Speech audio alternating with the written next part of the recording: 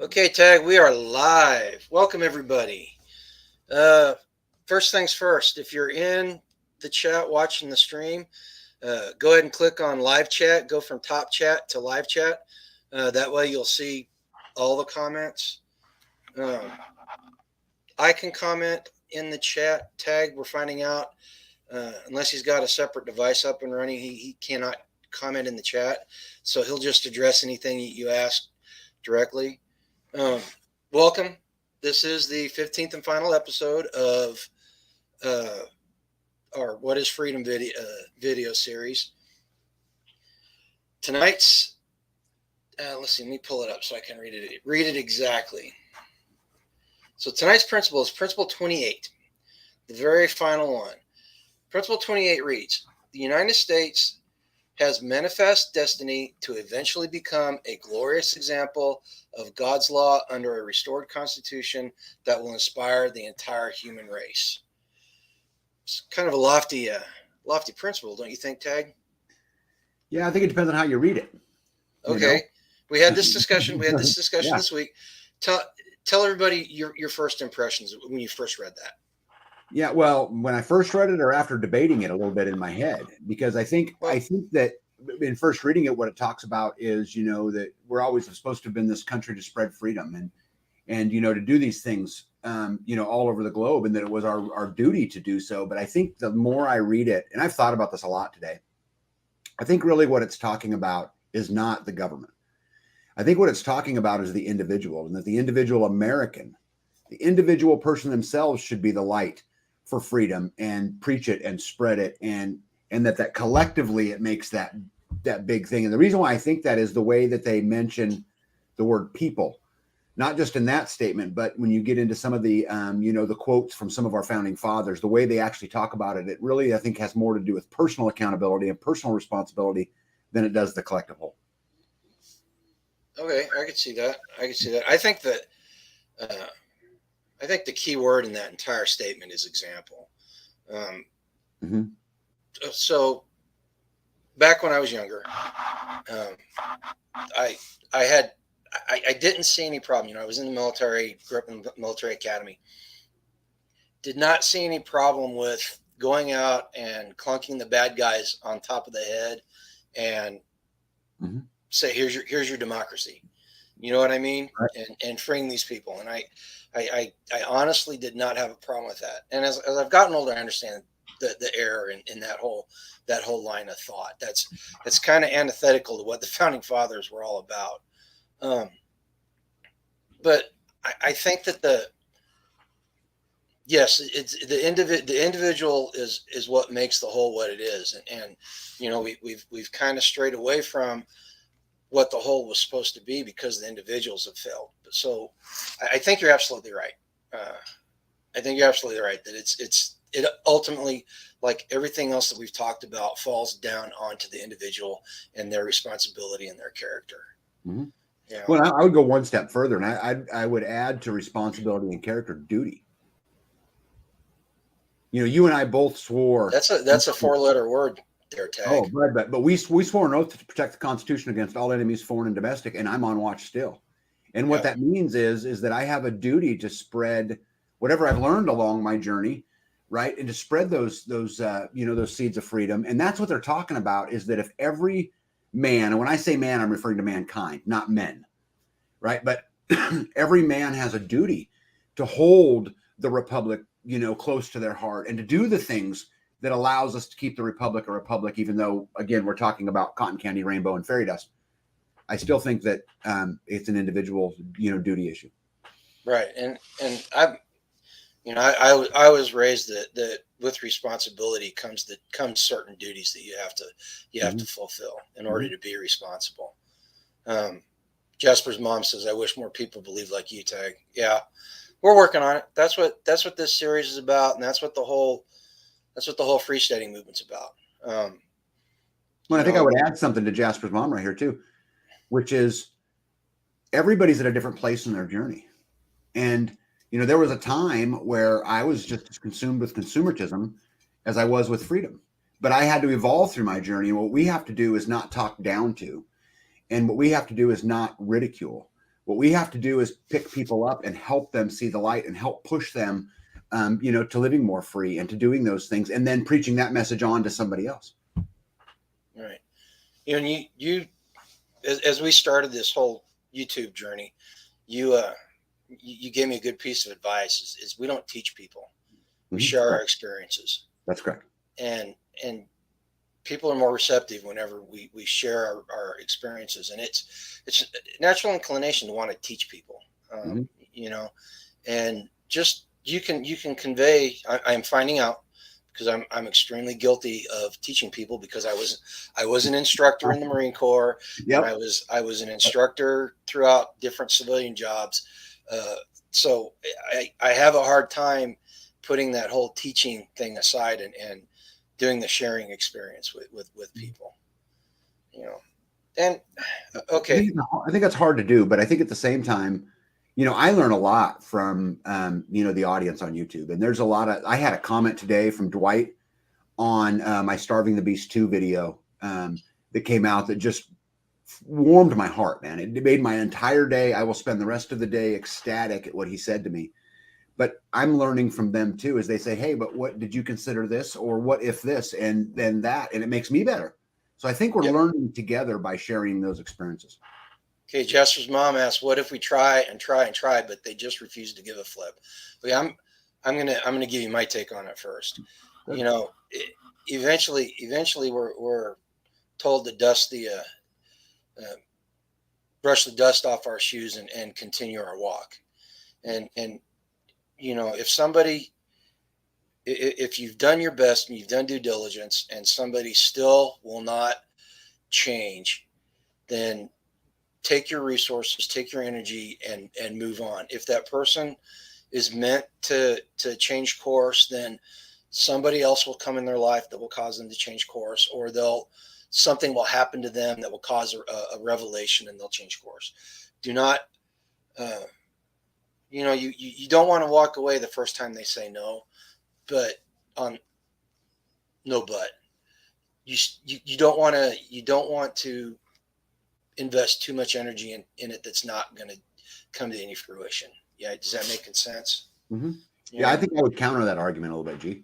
Okay. And this is one of my favorite things about doing videos with you. And Bobby Spags is a lot the same way. We can have all of these deep conversations. Instead of looking at it like what you're doing to them, I think if people would change that and say, what am I doing for yourself? Right. There's one of my core principles of my life that I follow, and I follow it, is I will never allow someone to change who or what I am. I am what I am, and I will either annoy them and they will go away. But see, it's not really about investing in them so much. It's about staying true to who I am. And so I'm never going to stop. And they can, they can get mad at me. They can not get mad at me. They can walk away. They cannot walk away. I'm just going to keep on my path because I'm investing in me. Now, to your point about investing energy capital, I think it's really about mind frame. If I don't sit down and say, all right, I've really got to get Billy up to speed. I'm going to do this. I'm going to do this. I'm going to do this. I'm just going to stay true to me and let it take care of itself. So I'm not really investing so much in them as I am just staying true to my course. Okay. That's a good way to look at it. Mm-hmm. Kind of doing the same thing, only coming at it from a different direction. Mm-hmm. Yeah. And that had it kind of brings me to the topic that came up today. And it's kind of in line with that. So had a conversation with somebody at Thanksgiving, and they were talking about unity and how they whoever they is are trying to divide us. And I count, and he was coming at it from a Christian standpoint, and I countered him, and I said, we're also told to come out of her, my people, and we're told that to separate ourselves from the wicked. And if you look at it, this whole having a manifest destiny to be an example of good, we live in two separate nations now. We've got the nation, the American nation, that believes in individual freedom, believes in individual responsibility, and we've got a nation that tries to raise up progressivism, globalism, and promotes evil. Now, in my book, those two those two ideologies or those two mindsets cannot exist in the same space. And so my thing is the divide's already done. All right. Yes. So what we need to do is be the example. I mean, there's a divide, but there's a whole bunch of people that are in that gray middle that they're not really quite sure hey, Virginia Roots, they're really not sure what their stand is. They're just going along with whatever's thrown at them, and they're, and I'm guilty of walking away from those people. I'm not going to lie, I'm guilty. I ended some long time friendships over the last presidential election when I find out who they voted for. Mm-hmm. Just because I said I don't need people like that in my life.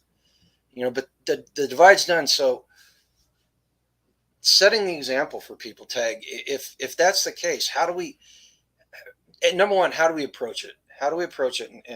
And then number two, eventually there's going to be a showdown. And how does us setting an example today mold that battlefield, if you will?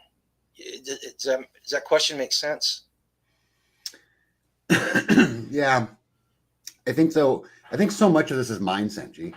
Okay. I mean, it's really just how you go about and, the way that you view something. I've got some people in my life who I respect an immense amount and who I think super highly of, who went through the change. And, I'll give you an example. Someone who I love with everything I have in me voted for Bernie a long time ago, right when Bernie was running for office. Had I walked away, I'm still here. All right. Had I walked away from them, I would have missed an incredible, amazing relationship that, again, I value, a tremendous amount about. So I think we have to lead by example in that part too. Okay. We have to stand strong in our beliefs. We have to, you can't just pour it down someone's throat. You got to say, oh, but what about this? And help them come to their own conclusions. I get emails every single week about someone who opened their eyes and said, oh my gosh, I didn't know this, or I didn't see this, or I didn't, whatever it is. And so I think we have to hold ourselves to standards that nobody else holds themselves to. Or how can we lead? How can we be true to what our destiny is and our duty, which is what the 28th Amendment, or what the 28th principle talks about, our duty. Yeah, this is true. Naughty Heathen made a comment and said, yep, I'm in the middle, but I'm content being here. Mm-hmm. I know that you're saying that kind of tongue in cheek, but eventually there's going to come a time when they're going to force people out of the middle. The circumstances. The circumstances are going to force people out of the middle, because it's you're going to make the choice to choose a side, or you'll be trampled under in the whatever happens next. You know what I mean? Yeah, but I think that we got to be careful here, because I think that if you looked at the populace, I would say you have a small percentage that are on, the consumerism, progressive, whatever you want to call it, right? I don't really want to call it left and right, because it's the Republicrats. They're all the same. Mm-hmm. Republicans and Democrats, it's the most socialist group of people we've ever been around. But I think there's a small set, and then I think there's a small set clear on the other side. I think the rest of America in the middle, is made up of amazing people. And some of them are confused, and they should be confused. But I mean, we start life with, things called TV programming and the American dream. There's a reason they call it programming and dream. I mean, they've been bombarded by this stuff their whole lives, and it takes a little bit to unwind all that, Yeah. American Roots just popped in the chat. How you guys doing? Hey, Justin Joe. But I can see that. I still think there's going to come a time when circumstances are going to force people out of the middle. But do you think that circumstance that forces people out of the middle is a light switch? Or do you think that circumstance that forces people out of the middle is different for every individual person? Because there was a time for me, it came for me. Yeah, and I had to go, whoa. I think it's an individual thing. And the way I think it's going to happen is people are going to sit up in their bed one day and go, oh my God, what just happened? Yeah. Why are we here? And you've already seen over the last couple of years that process has been accelerated, because that, just the amount of new preppers and new homesteaders that are popping up on the web and on freesteading is proof of that. So I think it's going to happen, but it goes goes back to the original question. Now, the original part of the live stream is how does us setting an example in that circumstance? I mean, what should we be trying to do in that eventuality? Is it, when it becomes more dire, I guess is what I'm asking. Yeah, well, you hope that you've made a lot of change prior to that. And Grumpy, I think, and you and I have talked about this before, I don't think you give yourself anywhere near enough credit. And I think this is true for homesteading. I think this is true for you and I've talked about this, right? Yeah. A lot of things. We're doing it every single day. Think of all of the new families we've moved into our community, and not just here, but all over the country. People who are beginning to yoke up. Thank you, Jess and Joe from American Roots.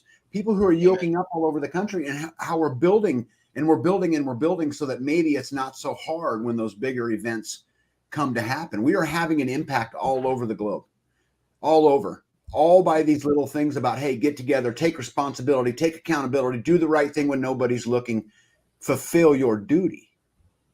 We're making a difference now, and you should be proud of that difference. I'm proud. I've set a pretty high standard on what I want from myself, and I'm never, I'm never going to reach that, and it's not going to stop until I die, and at that point, it's not going to matter one way or another to me, I think we're an amazing place. I think we get to witness history. I think it's absolutely amazing. Now, it won't all be fun the whole way. You know what? There's times though that I wish I could sometimes just turn it all off and forget about it. I was so hot today. Oh my God. Did you read that post I put on Freesteading about the ivermectin? Okay. World, WDN.com had a commentary about a guy that's been following the lawsuit that these 3 doctors did against the FDA. Mm-hmm. And the government lawyer came out and said that we never mandated that they could not prescribe ivermectin, mm-hmm. and you couldn't use. He literally came out and said that, and I was so hot. I was so hot, and it's just and it's just stupid stuff like that. Mm-hmm. They lied to people in the beginning, and now they're lying to people about lying to them. And how many of our fellow citizens are gonna listen to? Actually, it's not in the mainstream media. You can't find that lawsuit in any mainstream media outlet. It's only on alternative news. So how many people don't know that? Most. Yeah. Jasper's mom.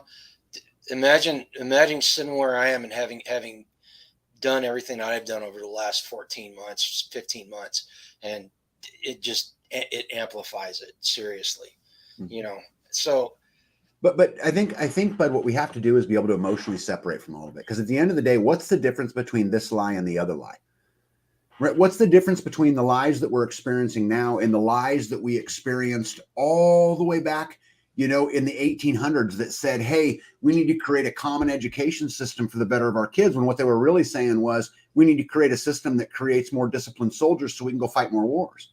I mean, these lies have been going on forever and ever and ever and ever. Why is this lie any different than the lie before? And why are you any more emotionally attached to it? Now, I know the answer because you lived it. Yeah.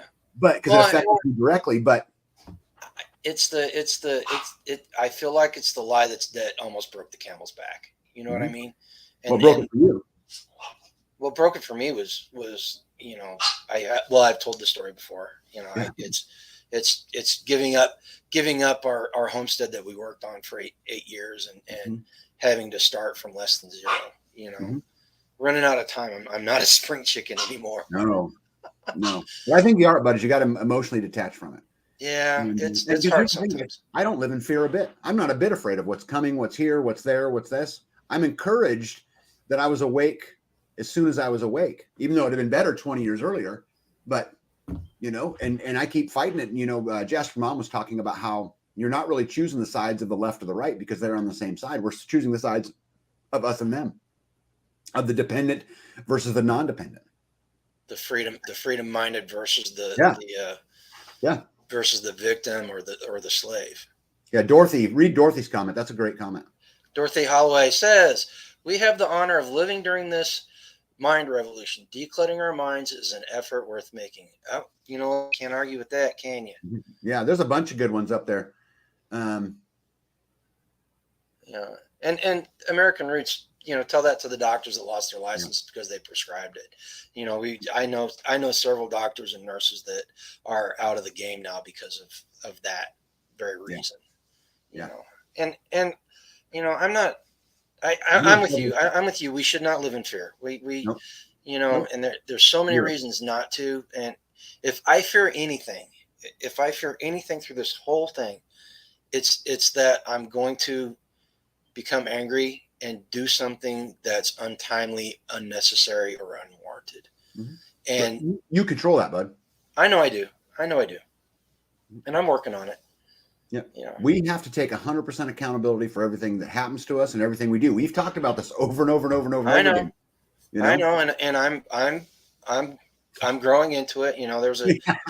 There's a time that the only reason I kept several jobs was because I was extremely good at what I do, Mhm. and I would have been fired otherwise because I let my Mhm. anger get in Mhm. front of my senses. Yeah. You know, and it's not just me. I see other people. I see all kinds of talk online about it, and I'm just you know the we keep talking and we keep harping on the proper course of action right now is creating that alternative revenue stream, creating community. That's Mhm. what we need to do now. And I'll be honest, I've said it before other places that eventually this is going to come to blows. Eventually, because those two ideologies can't live in the Mhm. same space, Mhm. eventually it will come to violence. Mhm. And I don't think it'll happen in my lifetime. I don't think, unless I live to be 125, I don't think it's going to happen. But we are preparing the ground now. We are preparing the attitude and the mindset that you keep talking about, and the things like that, and the infrastructure that allow people to survive hard times. We are building that now, and we are promoting that Mhm. now. Yep. So that's where I am on that. Yeah, I think that's something to be encouraged about. But I think again, the art is emotionally separating from it all. And like we talk about not living in fear, I don't live in a bit of fear. I think it's wonderful what's going on. I'm amazed at the amount of growth we get to do. Both, I mean, again, both locally, but also Yeah. nationwide. And you know what, but you talk about it coming to blows, but I mean, in my opinion, it already has. It's just in small batches, and then those small batches are going to increase, probably over time, because they purposely create the divide. Hmm. They want black and white people not liking each other. They want gay and straight people to not like each other. They want all of this divide, because with that divide, we're really harmless. Yeah. You know, so I'm not hating anybody, and I'm not scared of it at all. No, I'm not gonna lie. The people that foisted COVID on us, and the people that promoted the Mhm. lying narrative, they're evil. They're evil, and I hate them in a biblical way. I'm not gonna lie. I know it's wrong. I ask God to forgive me. In fact, I posted it this morning publicly on a chat that I'm in. That I asked forgiveness. But man, I just I it like I said, one straw too many. You know. Yeah, and my story, and I'm not going to go down Yeah. the road, but the CEO that I got in all my big fight with, that Mhm. caused a lot of these things, at the end of the day, I don't hate him. And the fact of the matter is, he had a lot of really, really great qualities. He taught me a whole lot. He made a big mistake, and he's paying for his mistake right now. And I pray for him that someday what he will do is he will wake up and see the light. I hope that he will come to the light at some point, and he will say, hey, just even to himself, you don't need to say it to me, because that time will have long passed. But to come to his family and to come to people and go, wait a second, we have got to start standing up for freedom and liberty, because if we don't, there'll be nothing left. I Yep. pray for that for him. Hey, folks, this conversation right here is exactly why community is so important. Yes. Because if I was not surrounded by people that talk like that, and Tag's not the only person in our group that talks like that. Mhm. If I wasn't surrounded by people like that constantly, then my mindset and my attitude would be so much different, and probably not in a good way. My headspace would not be set properly, and I would be going a completely different direction. Mhm. You know, So this is exactly why community is important. So you can surround yourself, yoke up, and be around people that will make you a better person. You know what? Amen. And I would go one step further. Only surround yourself with people who make you better. Exactly. Let me say that differently. If you're the best person in the room, you're in the wrong room. Yep. I want to word that differently. I would say only invest your energy capital in the people who make you better. Okay, I can see that. I think I like that, to saying it that way a little bit more. And I think through that, we'll blossom. And here at the end of the day, I mean, Grumpy, you make me better in a lot of ways. One of my roles that I have is a bad example. What's that? I said I serve as a bad example. No, you serve as a great example. Grumpy, you've made me better in a lot of ways, and we've grown to be great friends over the years. Yeah, we have. And there's a lot of things I've taken from it, and I'm a better homesteader today because of you. And there's just a lot of things like that. But part of my role in the community is, I'm pretty level-headed and I'm good at calm, and so just part of the process. But I think that's going back to the 28th principle we were talking about today. That's what they were referring to. We were talking about the individual, and a few individuals make up that community, and that community really can make a swing. And I think it's exactly what they were referring to. Right. I appreciate the compliment. Sometimes I honestly feel like I'm just treading water sometimes. But it's because you're staring at the bark. You and I talked about this when I was at your farm the other day. I walked up there. I've known G a long time. I knew him at his old farm. I know him at his new farm. I know the progress at the old farm. I know the progress at the new farm. And I walked around and I thought to myself, there is so much more infrastructure here. There's so much more survivability here. And there is so much more homestead at this new place after, 14 months of doing it. And G looked at me like I was nuts. But it's so true. It's hard. All I can see is the messes I still have to clean up. Of course. And start seeing the bark. What he's talking about is I'm standing right here with the trees in my face that I have a hard time stepping back and seeing the whole forest. So I'm seeing the trees that are the pile of junk that I have to clean up. I'm seeing the trees of the 30-foot tall, 50-foot long pile of trees that were taken out for the pond that I still have to take care of. So he's absolutely right in that respect. And do you have more land now or less? We have more. Do you have more animals now or less? More. You have a better garden now or worse? Worse. Is it worse? Really? Oh, it's far worse. Yeah, far worse. The dirt's better. The dirt's better, but okay, there's another good one. Everything else about it is worse. We are behind on that, and we're working to fix that next spring. I think if you look at just about every measurable category, you guys are winning. Jasper's mom says the freesteading group is the only thing that keeps me sane next to God, of course. You know what? And I think that's a great point. Community is not just people that you're around physically. In today's day and age, while we've got it, you can use that virtual community. You can create that virtual community and get almost the same benefit as far as your outlook and your mindset from it. And it's really good.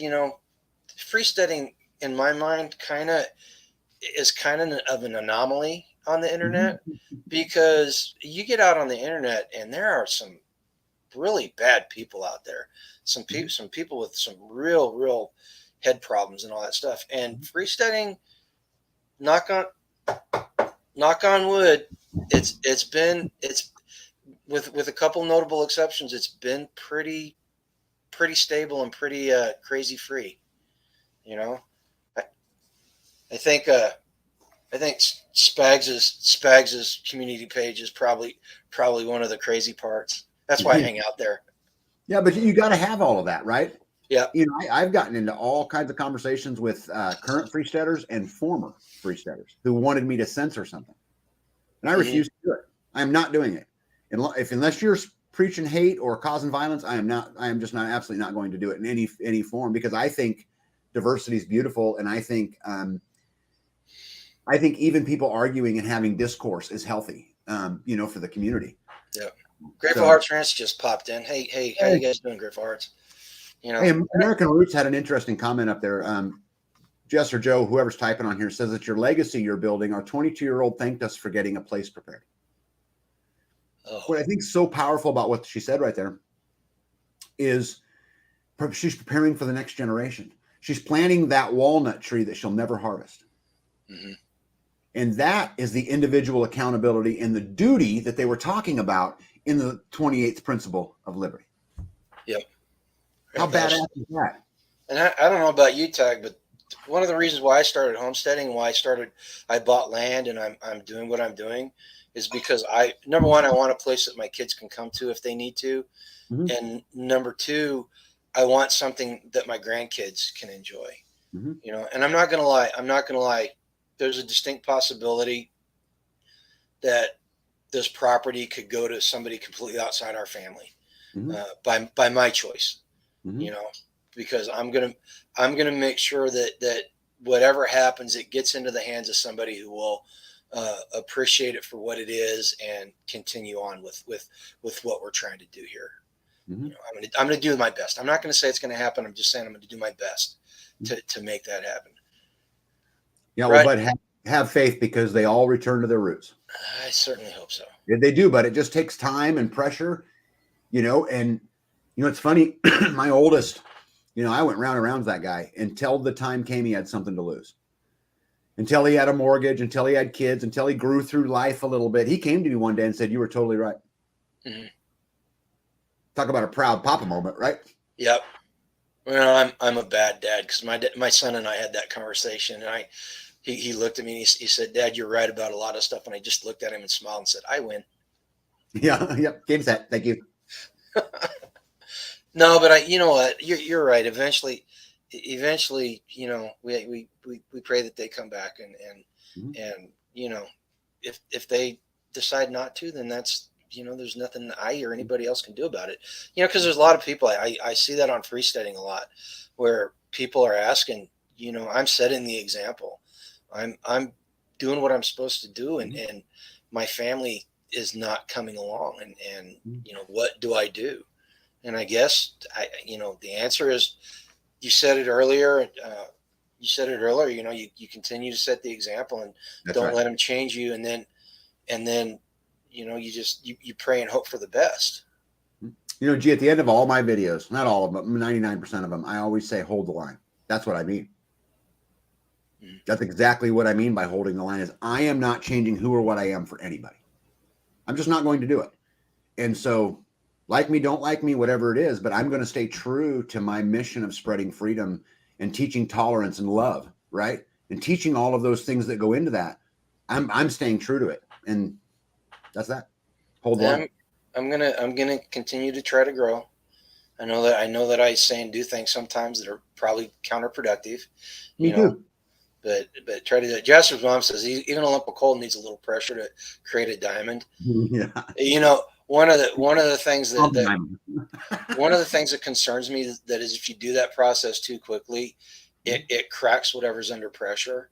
Mhm. And there's a lot of people that are feeling pressure they've never felt before. Mhm. And if I believe what I say I truly believe, the pressure they're under now is nothing compared to what it's going to be. Yep. And so I think we're going to, I mean, look at the problems that arose out of the last 2 years with the COOF and everything. They're just now finding out the psychological damage that was done to kids and teenagers and adults from all that stuff. And quite honestly, look at what's happening in China right now because they're fighting against the lockdowns that the Chinese government's doing. Again, something that you don't hear about on the mainstream news. Largest protest since the freedom movement in Tiananmen Square, and you don't hear about it. Yeah. Why? Because they do not want to give people ideas. Mhm. That's what I think. Yeah, well, I think I want to go take a step back for a little bit further from what you said. You talked about how the psychological impact on kids and teenagers and adults and all of this stuff from all of this lockdown stuff and all that. But the thing is, is if the lockdown can cause mental problems in people, it's because those people are soft. The problem is this starts many, many years ago. It starts, I've got on Saturday morning, I have the Starve the Beast 3 video coming out where I take a look at the public education system and the way they program us very early on. And they do it in a lot of ways that are super fascinating, but I think that's what builds on those weak people. And I'm not going to build on weak people, helps build people to be weak. And I think we have to stand up and resist that. Just because you're weak today doesn't mean you'll be weak tomorrow. I'm not condemning anybody, because we all have the ability to stand up and say, all right, I mean, it came for me. There came a time I had to stand and say, I'm taking care of it for myself. I'm not going to depend on people no more. They raped me for all of my hard work, my blood, my sweat, my tears. I'm done. And it will come for everybody at some point in time. And we all started out weak. We all started out programmed. I mean, I can't think of anybody that I know that did not start out in basically the same place I did. Yep. And we all, homestead kids are a different breed. Mm-hmm. And my hat's off for anybody that homeschools their kids. I wish in retrospect that Yoda and I could have done it, or we could have done it. If I wish we would have had the mindset to do it and the temperament to do it, because I think it would make a huge difference in my kids' lives. Yeah. Wheat State Dude says we have litter boxes in schools for cats/girls to use in high school. We have an issue. Yeah, this is true. And you know what? That's just that's a symptom of what's wrong. Symptom, that's right. It's not the cause. Yep. Yeah, it's a symptom. Let's talk about setting the example. First off, in your entire life, did you ever hear anything about an undersecretary at any government agency? An undersecretary is like 3 or 4 people down from the top. Mm-hmm. Do you ever remember hearing about those in the news, those people in the news? No. Okay. Think about what we have now.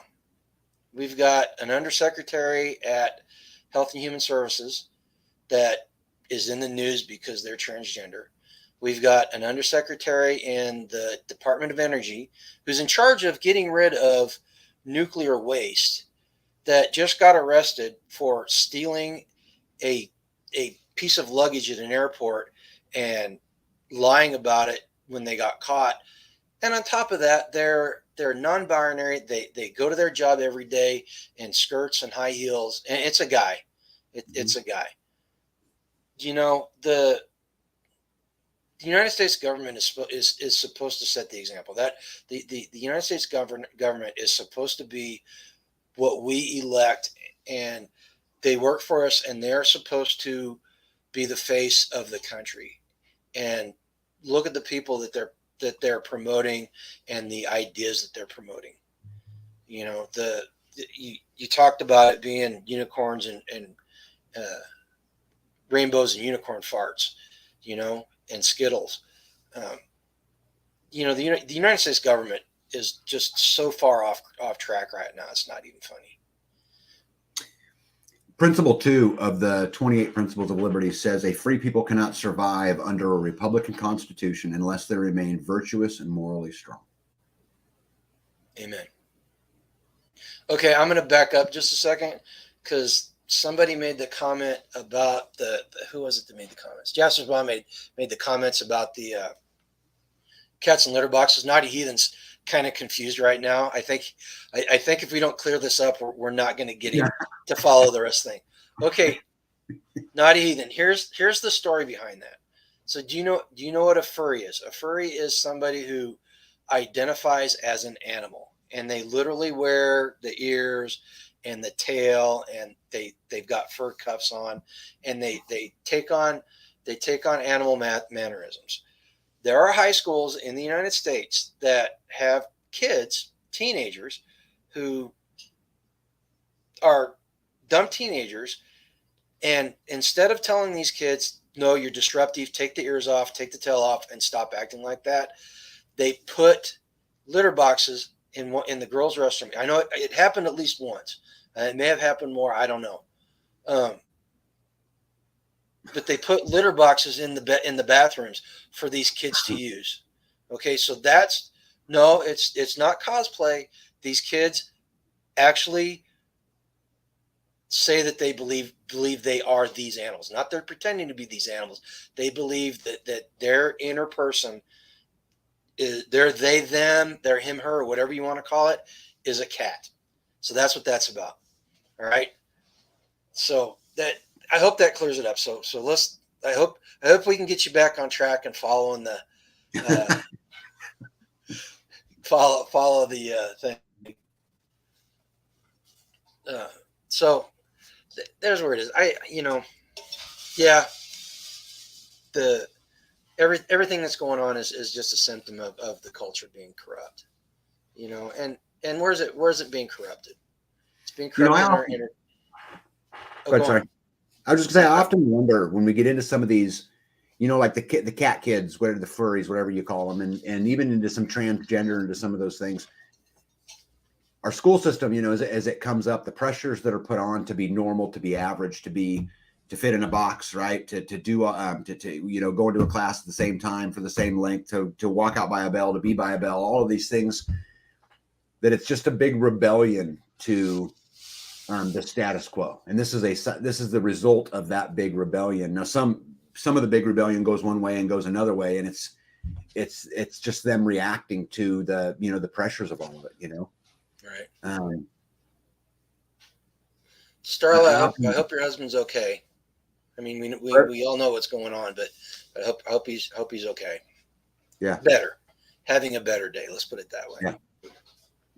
Yeah. I think I wanted to comment on Naughty Heathen said to each their own, I guess, which I think this is a really important topic. I think to each their own is fine. That freedom is the ability to live your life according to your own terms. But here's the catch. As long as it doesn't remove the freedom of somebody else.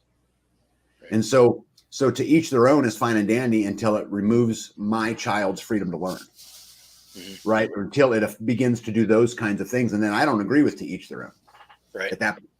Well, and the big thing with me is I deep down inside, I really don't care. As far as that stuff goes, I'm pretty libertarian about it. My problem arises when you want your subjective reality to be my objective reality, mm-hmm. where you get to do whatever you want and you get to do whatever you want, and I have to sit back and I have to say I'm okay with it, because there's certain things, the whole, I don't know if we had this conversation at Thanksgiving or not, but the whole the LGBTQ movement,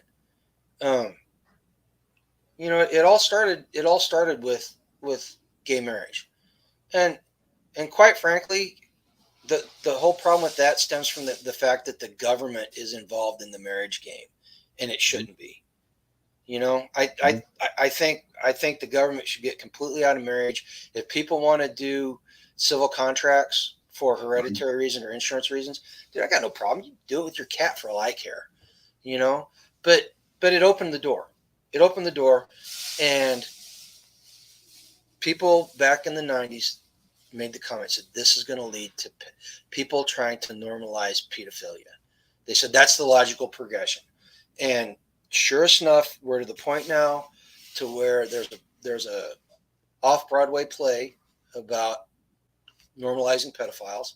We've got people in the mainstream culture talking about minor attracted people, MAP people, which is just a fancy way of saying a pedophile. Mm-hmm. So it goes back to the whole objective reality thing. In my objective reality, you can do what you want until you start doing stuff like that, and then it gets my response to that gets pretty dang nasty. Hey, Naughty Heathen asked in here, to me, a litter box in the bathroom interrupts your child's ability to learn? Yes. Yeah, it does. It absolutely does, because my child has to witness that in the bathroom. And then the second thing is when they're in the classroom wearing the ears and wearing the tail, they're a distraction. So it absolutely affects them. The teachers then have to spend excess time accommodating these issues, which then again takes away from my child's ability to learn. Yep. The other thing is that also Naughty Heathen said, guess I'm weird. I don't worry about what other people do. And I'm not being harsh here at all, not even the least. I agree with you to some degree until it begins to affect everything else, which it's doing now. I mean, look at the woke movement. The woke movement is here because everybody sat back and said it don't affect me. Mm-hmm. And then you wake up one day and it affects everybody. And now we're like, well, how do we get out of this? Yep. You know? Okay, Terminator showed up. Hey, Terminator. How nowadays can live what I call the old way. My granddaughter came down to the well to help me haul water. She thought I was using a pump, but she was surprised I bailed it out with a bucket. That's got to be hard to do up there in that Canada winter. Yeah. Seriously. I have a hard enough time dealing with getting the water for the goats with a faucet. When it's cold. Well, but the Terminator is the Terminator. Yes, she is. Mm-hmm. I like Jasper's mom's comment here too. She says, what consenting adults do in the privacy of their own bedrooms is none of my business. But if you start involving kids, it's definitely a problem. Right. I think this is a really important thing that this is the divide that they create that I don't think really exists. I would argue that 99% of the people out there, or 95% of the people out there, feel exactly the same way. What somebody does behind their closed doors, if it ain't affecting nobody else, I don't care. Really don't care. That's up to them, their morality, their God, their journey, whatever it is. Okay, Tag. I'm going to agree with you on the base of that. I agree that most people would say it's a bad thing. The issue arises that there are, and it's not just pedophilia.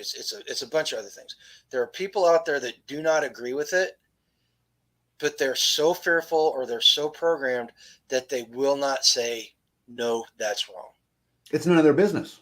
You know? What consenting adults do behind their closed doors, what me and my wife. No. Business. I'm talking about the involving kids part of it. Now it becomes an issue.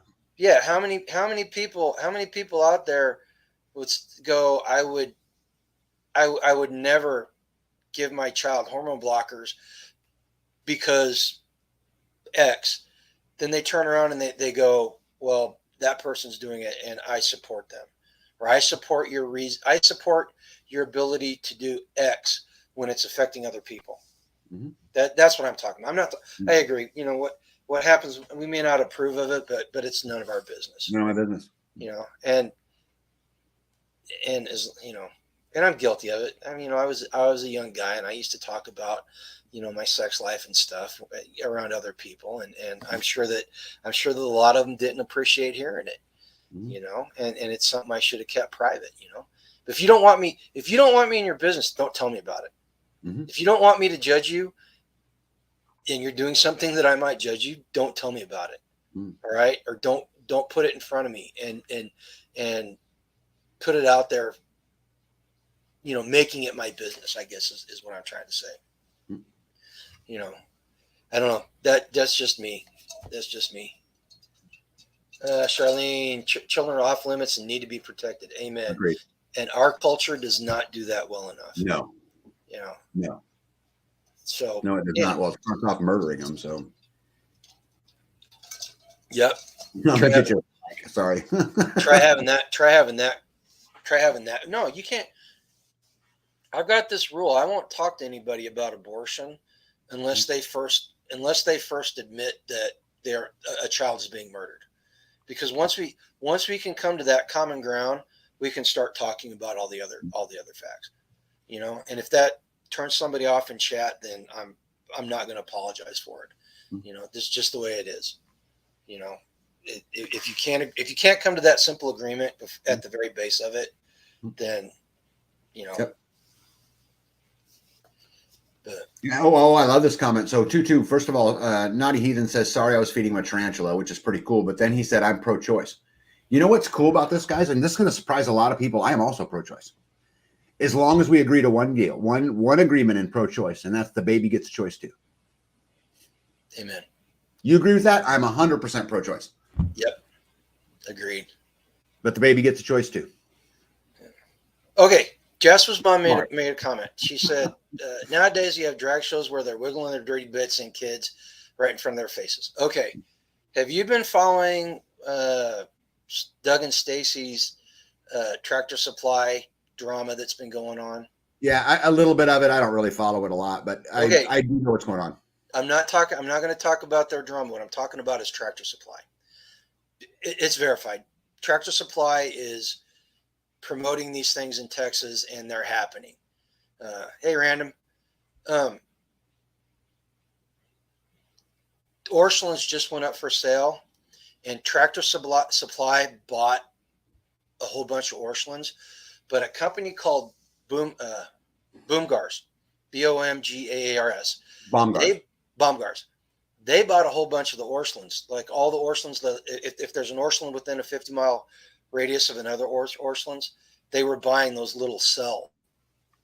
And so we actually went out and we looked at the Tractor Supply site, and we looked at their mission statement, and we did research, and yes, it's true.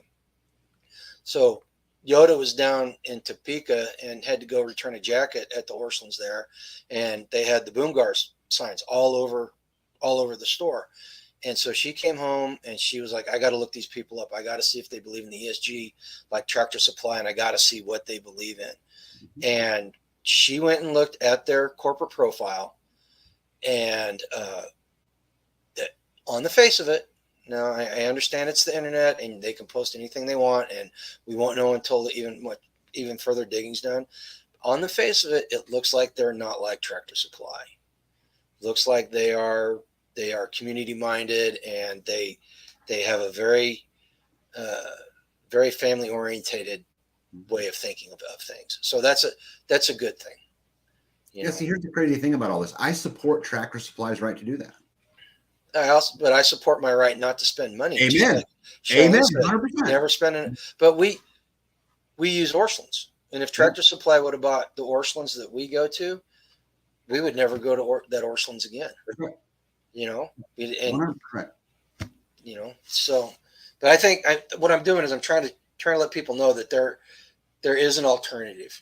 The Orschelns that are bought by Boomgar don't on the surface look like they're going to go the route of Tractor Supply. So is the one by us, the Orschelns by us, is it going to be a Baumgarts? Yep, the one in Topeka, and they bought the one in Manhattan. Yeah. So I don't know if there's one in Olathe, and I don't know if it falls in that 50-mile radius. Probably doesn't. It's probably a little too far.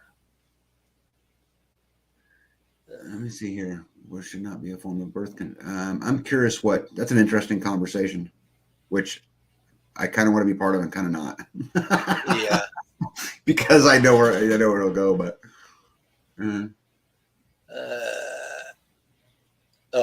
They're going Jasper's comment about abortion he wants to know if it's hypocritical or something. Yeah, that one, you guys can have that conversation. I'm going to stay out of that one. Dorothy Holloway says, my mantra to self: stop complaining, do something each day. Choose my healthy material for my mind. Amen. I wish I could do that. I attempt to do that every day. Sometimes I just got to exercise my demons publicly. Mm-hmm. All of Spags' meme thread on freesteading. I had to do that. I had to do that today with the meme that I posted. I don't think. Naughty Heathen says nobody beliefs should be forced on others. I could not agree more, including onto babies. Yep. Somebody's beliefs on whether or not this should be used or that should be used should not be forced upon life on any course. Totally agree with you, Naughty. We are on the same page. Well, I don't believe that pedophiles should be able to have access to children. So I'm going to disagree with that on a very fundamental basis. Go on. Well, I just at a very fundamental basis, I'm going to disagree with that, but I understand the sentiment. Okay, but the pedophile is forcing his beliefs on the child. That should also not be okay. And a child is not old enough to have consent. So it's just not okay. Right. So kind of like the death penalty, and we were talking in some of the other principles, people kind of forfeit their right to people not being involved whenever they take certain actions. Is that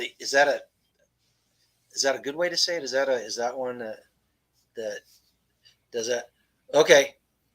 Oh my goodness, folks. Okay, I'm gonna put a break on this. Let's if you guys want to discuss the whole abortion thing and or the babies have souls or any of that stuff, you guys go start your own stream. Okay, I'm gonna put a break on that right now. This is one of the reasons why I haven't put the stream link down there, is because I don't want to lose control of the panel, and I think the chat just proves this is this whole setting example, and we should be an example of God's law to the world. It look where it leads. Look where this conversation could lead, and it does this all the time. Except here's the thing, Grumpy, with that is that Discord is healthy. And yes, I would absolutely, with anybody that's in here, I would have an honest, respectful debate on the murdering of children or whatever it is. I mean, I would absolutely do it without, and I don't hate. We can disagree. It's okay. And I understand what you're saying as far as, in order to keep control of what's going on in the topic and not getting in any trouble and all of those things. But I mean, I would debate this topic with anybody, anytime, forever. No problem. Yeah, but be respectful. Fine. A chat is not the best place to do it, because how can you honestly form a good cogent thought in 150 characters? The average person cannot do that. It takes a very special person that can do that. And that's what I'm talking about. Because what happens is something gets said halfway. It gets misinterpreted. I mean, you don't get to see the body language. You don't get the nuance of the speech. And then all of a sudden people are butthurt and it escalates, and it just goes where we don't need to go. I mean, we're all, everybody in here is on the same side, and we're nominally pointed in the same direction. Amen. And I respect everybody's opinion, whether I agree with it or disagree with it. Right. I try to. I'm gonna admit I'm not 100% good on that one. I'm working on it. You guys are dragging me kicking and screaming down that road, Tag, and eventually. Yes, Rod. Rod is 100% correct. Respectful discourse is healthy. It's absolutely healthy. I mean, Grumpy, how many times do you and I disagree on a point? All the time. It's fine. Well, a lot, but the thing I never have any ill will. The thing is, I know you and I respect you. Some random person on the internet is way more. They used to be. They're not anymore. Let me rephrase that. It's really freaking easy to get mad at somebody that's on the other end of the screen and typing away. Okay. But this is what they meant by the 28th principle, to be an example, right? Mm-hmm. Yeah. I've gotten a lot of comments on our videos about, hey, this is what healthy discourse looks like. I wish everybody would do this. What an amazing comment. Yeah. Well, folks, and that goes back to the we have disagreements, but they're not fundamental disagreements. No, they're not something that's cornerstone to what we believe in, and there's a lot of times that I Tag's 100% right and I'm wrong, and I'm willing to admit it. Vice versa. He still hasn't won $1 from me though. No, but do you have it? Show everybody. I don't think everybody's seen this. So you have to read it. They can't read what it says. Yeah. So it says Tag is the best. Let me repeat that. Tag is the best. Grateful for your friendship, Yoda. I won $1 from Yoda. It's because he won the weaponized cinnamon roll bet. She's the one that made me win it. Hook, line, sinker. She's the one that closed the deal. She is. I did not hear that part. Yes, because she said, I will guarantee that Bethany will take my side. Oh. All I had to do is say, Bethany, where do your loyalties lie? You get a chance to prove it right here. The game was over. Oh, my goodness. Over. Game, set, match. She could not win at that point. Oh, you know what? You got to stop having those conversations when I'm not around, man. Because I got to be able to put the brakes on that. No, it was wonderful, bud. She totally meant it harmless. I know. She didn't know she was walking into it, but I noticed it instantly, and set the hook, and that was game over right there. Yeah. Okay, that makes the conversation I overheard last week make sense now. I understand it now. I thought it was kind of weird when you guys were having that conversation, but I'm tracking now. Yeah, no, it was wonderful. I appreciate it a lot, and I will now work on my next dollar from Yoda.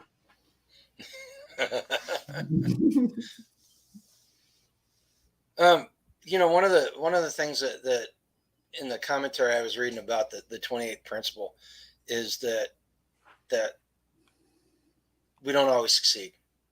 No. And there's a lot of disappointment along the way.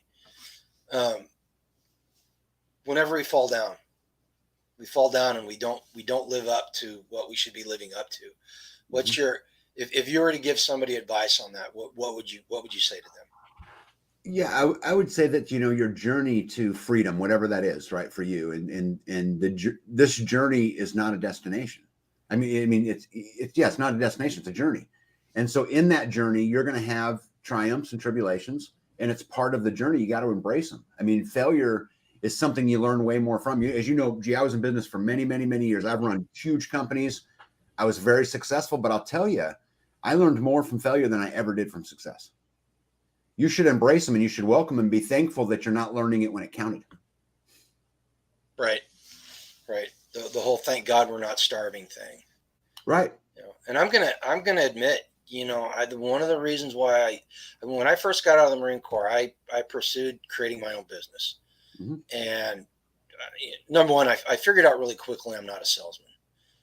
That's something that I have to work on. I'm lucky that I married somebody that is a good salesman, because it helps us.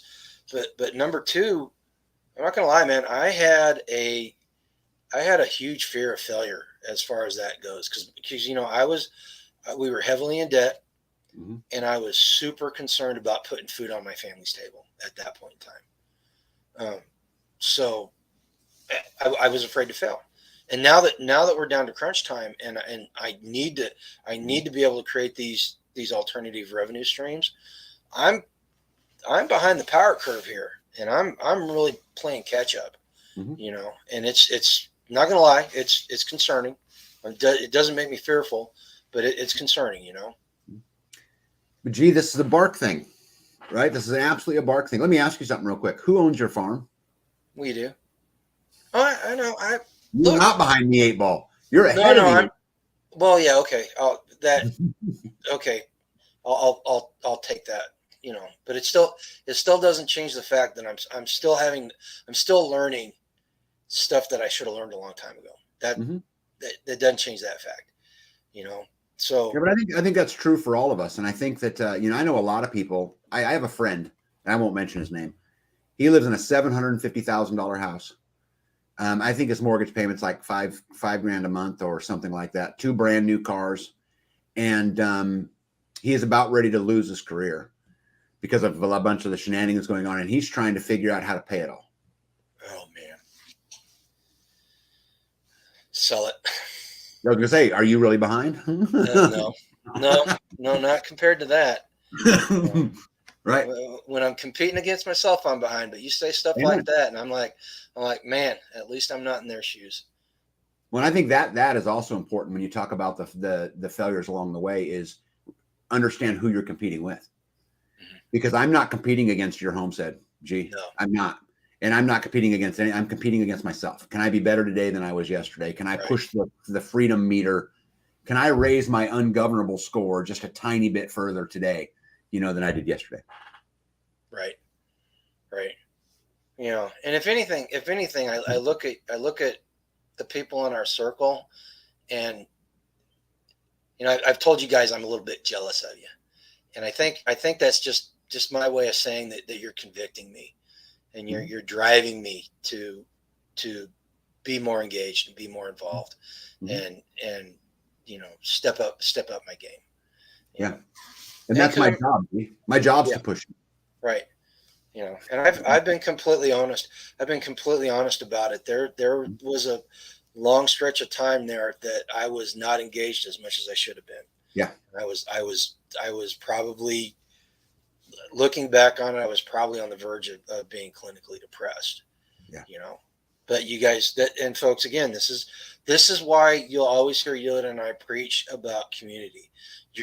If you stick around our channel any length of time, we're gonna start sounding like broken records here, because we are living proof of the benefit of community, of what community can do for you. And the cool thing about freesteading is freesteading gets you past the hardest part of building a community, and that's in meeting people and opening yourself up to people. It gives you a safe place. Well, safe as any place on the internet can be. It gives you a safe place to meet people and hook up and start to fill people out and start that initial conversation. Yep. And we did. Can I tell them about what we're doing on the 10th? Of course. Talk away. Okay. So we had our potluck, and this goes to setting the example. We had our potluck before Thanksgiving. What was it? A week and a half, 2 weeks before Thanksgiving. But it was a relatively small affair. There were about 50, 60 people there, maybe, if that many. It was really nice. It was really enjoyable. Tag and some other people set it up so on December 10th we're going back to the same place we had the potluck, and we're going to have a community Friendsgiving. What would you call it? Festivus? Is that what you call it? Freeman Festivus. Freeman Festivus. Kind of taking the heat off of people for Christmas and Thanksgiving, and giving people that don't necessarily have someplace to go or people to be with, they can come there and they can partake and have some fellowship. And the cool thing is, we open it up beyond that initial potluck circle. In fact, I'm telling people that live as far away as southern Kansas and Nebraska. In fact, I even invited somebody from I think it was Naughty Heathen. That's from somebody's from Arkansas in chat, and I said, "Come on up. We're going to have a good time." Yeah. Everybody's welcome. I know there's people coming from New Mexico and Indiana. Yep. And Texas. Well, I don't know if Texas is going to be here. I'm in Texas, not that I'm aware of, anyway. I'm just drinking water, Starla. Tonight's not a bourbon night. Yep. But, okay. You want to read that? Yeah. So Rod says, a quote that I always remember is to learn from the mistakes of others. We will not live long enough to make them ourselves. Community is a great way to share those learnings. Amen. Great. Right. Well said. Absolutely. What is it? What's the corporate saying? It's like no one person can screw it up as well as a group of people can. Yeah. Yeah. Jasper, United States government. Oh, go on. Oh, Jasper just said, speaking of that tag, I won't be able to make it this time. Life happens. Yeah, life absolutely happens. Yeah. And it's okay, guys. There's no pressure or anything. I created it in an effort to accomplish a couple things. One, to take pressure off of Thanksgiving and Christmas. It's not a replacement for either. But when you're trying to do Christmases and you got family and you got all of these things going on, we wanted to create a specific event for the community to come together and to celebrate our commitment to each other. Yep. Which is why I picked the word Festivus instead of Thanksgiving or Christmas or any of those things, because I think that's what we really want to pound in is community. And then the other thing is I want to make sure we spread it to far beyond than just the like-minded, because we want to invest in our community. We want to help people through their journey. And so I'm hoping it just continues to grow, but I'll bet you there's over 100 people there. Yeah. And Jester's mom, if you can't be here, then do something where you are. Do something, even if it's small, even if it's 2 or 3 people that you just met, do something small someplace. It's cold outside, but you go have a bonfire at a park or something. Do something to try to start building a community. Because at the very least, even if it turns out you don't want to be around these people, you've met them and you've opened up and you've been that example that we were talking about with Principle 28. Dorothy wants us to record the potluck. Is it going to be a filming zone like the camp out was, or Yeah, see, this is the thing. I don't know. I mean, I want to be a little bit cautious of, because you guys know preppers and homesteaders typically are pretty recluse, Mhm. and I don't want to violate any of that, and I want it to stay true to what it was intended to do. So we'll just have to see how it goes. I'll bring all my stuff to do it, but I want to make sure that I'm not. I don't want to make anybody uncomfortable, and I want people to be able to relax and talk and have those, those conversations. Yeah, that's one thing, and I still don't get it. It still doesn't make any sense to me. But I kind of see uh, where people are coming from.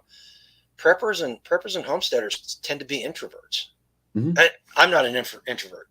I mean, I like my own company, but I'm not an introvert about it. Hmm. And that just boggles my mind. But the more we do these larger community things, I'm seeing, yeah, a lot of people are introverts, and I'm willing to bet that some of the people in chat, if they really were self-reflective, are introverts. Hmm. And it just blows my mind. How would you suggest to somebody who's an introvert, how do you set an example if you is introverted being afraid of being around people? That's not the right description, is it? No, I would actually argue, G. This might surprise you, but I would actually argue I am an introvert. Really? Yeah, and even though I've done tons of public speaking and I don't meet a stranger and all of those things, I absolutely 100% value my alone time, and I have no problem doing it alone, and none, zero. I like the quiet. I like all of that, and so I think that a lot of times it's the duality of man, right? And you know, Is that what being an introvert? Maybe I don't have a clue what being an introvert is. yeah, an introvert to me would just mean that you really don't want to be around people, and you want to be you kind of keep to yourself, and you're introverted. Oh, geez, I'm Um, I'm probably the biggest introvert in the group then, because I'm my favorite company. Seriously, I'm quite comfortable being by myself. Always have been ever since I was a kid. You know. Jesser's mom says she'd love to be there and love that entire community and enjoy being around y'all. This had to be something you have. Yep. Sometimes you don't have any control. You just got to go with it. And uh, Starla says, I have freedom of speech, which also gives me the right to be quiet. Many people Amen. need to learn to be quiet. Yep. Yep. Amen. I love to be quiet. When I sit, as you know, I sit on a lot of boards still, Uh-huh. and I'm usually the quietest guy in the boardroom because I Really? listen. Well, yeah, because I'm listening. I'm listening to understand what's going on, and I'm listening to make sure the stories are consistent. And then I'm also so that when I do speak, everybody listens. Yeah. Um, Do you talk to your animals when you're alone? no, Oh, you don't. no, B does Okay. though. Okay. If you're in chat, put a +1 if you've got animals and you talk to them, because mine's like a +20. You know, I Dude, talk. B talks to her bees. I do too. Dude, one will fly by and B will say, "Oh, they're just making sure I'm okay. They're just checking in." I'm like, no, they're not. It's always hi girls. When I see them, it's what you doing, girls. You know. Let's see. Rod says it takes more energy for an introvert to manage as an Amen. extrovert. He said that perfectly. It takes more energy for an introvert to manage as. Oh yeah. Okay. I get it. Yeah. You know, maybe I'm kind of strange in that, because that's right. That's right. I Mhm. don't I don't have a problem taking charge, but it's nothing I ever want to do. Right. And the only reason I do it is because somebody else isn't doing it as good as what I can, you know. Mhm. And I know that sounds self-centered and all that stuff, but Mhm. you understand what I mean, you Mhm. know. Terminator says, to me, family means everything to me, and freesteading and the whole community means the world to me. Well, that's excellent. I'm glad that we've been able to come into your life like that. I hope that we're affecting more people like that too. Have you seen a big growth in membership? You talking about it at Free Stay? Yeah, freesteading. It's pretty steady. I think we're. I guess let me look here. I can tell you. I haven't looked in a couple days. Okay, well, you're looking great for Hearts Ranch. I talked to my neighbor's cows. They usually run, except the one I can feed by hand. And then Jasper's mom says, please don't ask exactly how much I talk to my dog.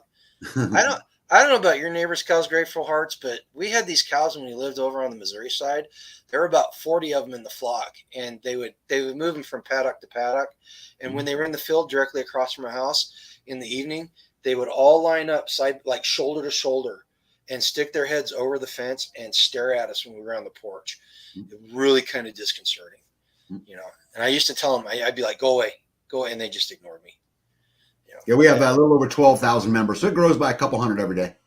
oh, excellent, excellent. Hey, by the way, Naughty Heathen, which by the way I really like. I would really like to have more conversations with Naughty Heathen, because I think, again, those differences of opinions, and he appears to be able to be respectful, is good. But he says, but yeah, the topic of freedom, shouldn't people have the freedom not to be dictated to? By dictate, I mean in matters of things that have no bearing on the person doing the dictating. And I would agree with that 90%, as long as the dictating to you don't hurt anybody, right? I mean, freedom is the ability to live life according to your own terms, as long as you're not removing the freedoms of somebody else. And other than that, I would agree, you know, I think that is the consistent part of freedom. You know, we talked about supporting Tractor Supply's right to post whatever they want to post, as long as people support my right to do business with them or not. Mm-hmm. Right? I'm 100% for that. People should be allowed to do whatever they want to do, as long as they're not removing the freedom of somebody else. Well, and there's the problem with what's going on with our country right now.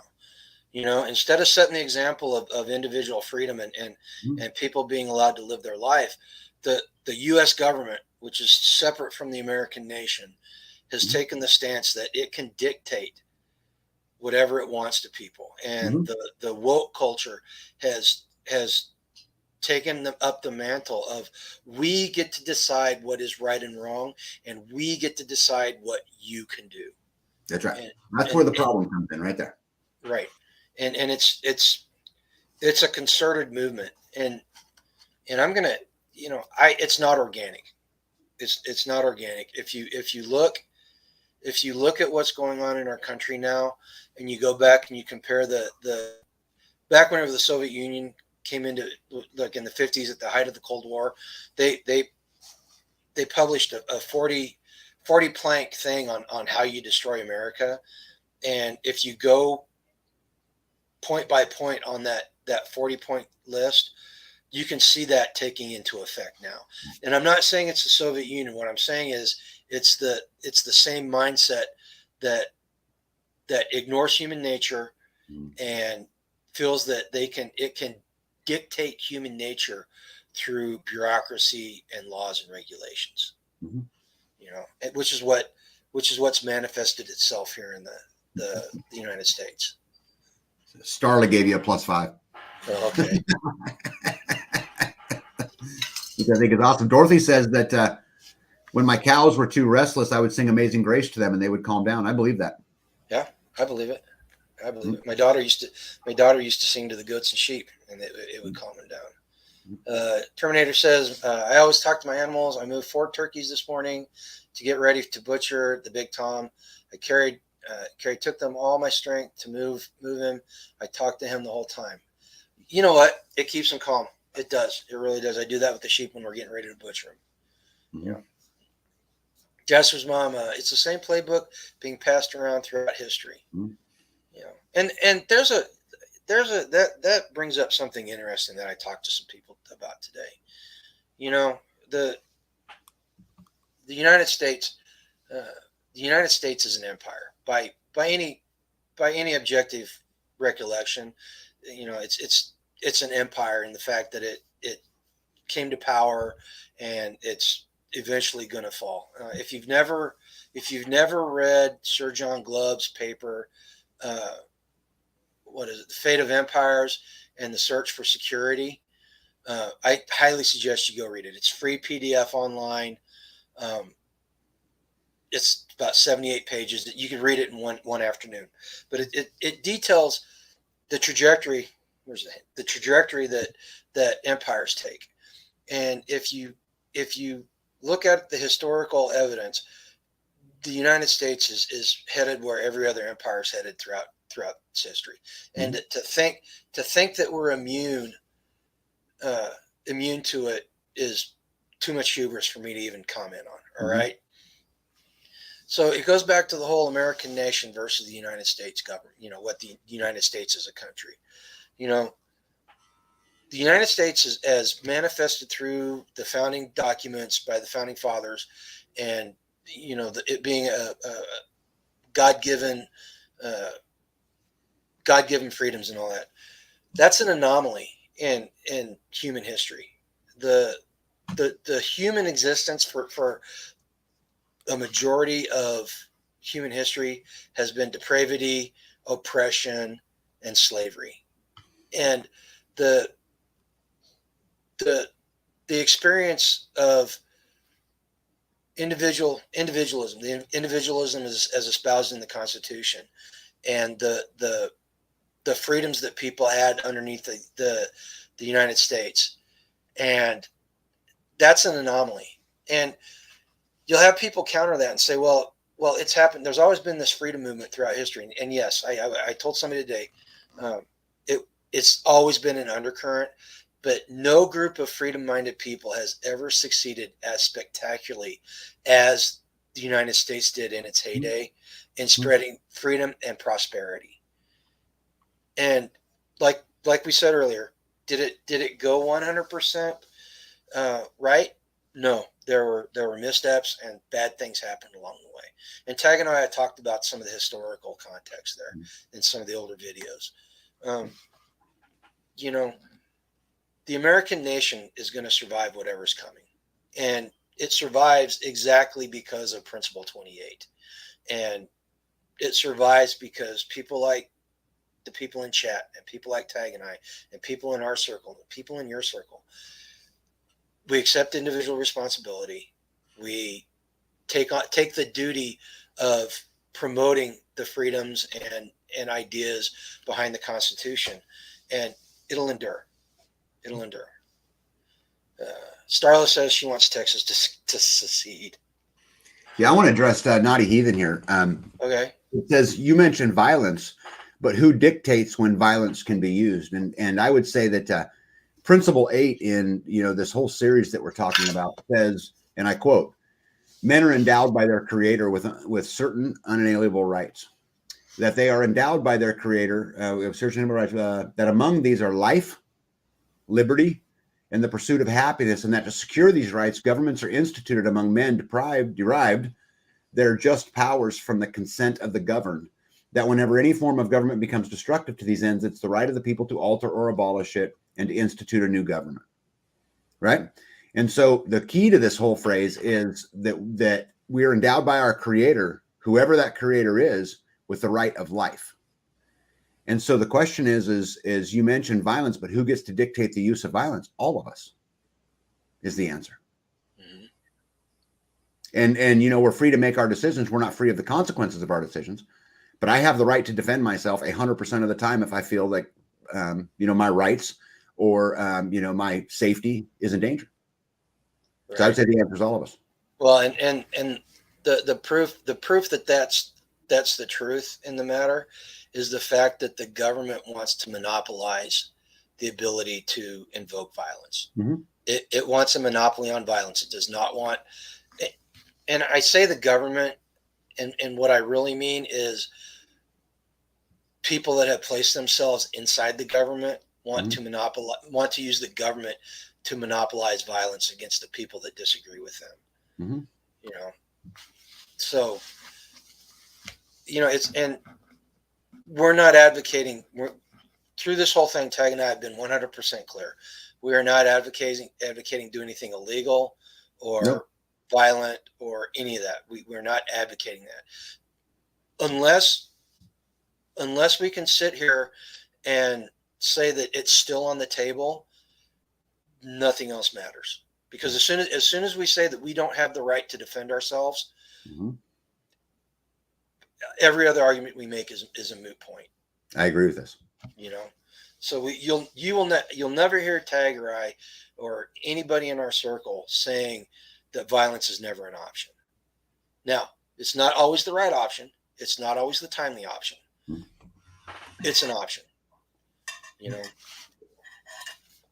I hope it's an option that's never used. Absolutely. Well, I I can hope all I want, but I'm going to be disappointed if I stick around long enough. I think, you know. So, um, yeah, you know, Tag. This has been a good conversation. You want to keep going? This is That's up long. to you, man. This is longer than we've done one of these conversations. Is it? Yeah, we just passed the longest we've ever done. Mm. You know, and I think one of the reasons we've been able to keep it so good is because of the involvement with the chat. Yeah. You know, I wish there were more people in there. I didn't do a good job of promoting it like I should have. I kind of got sidetracked this week. Yeah, this was my second live today. Was it?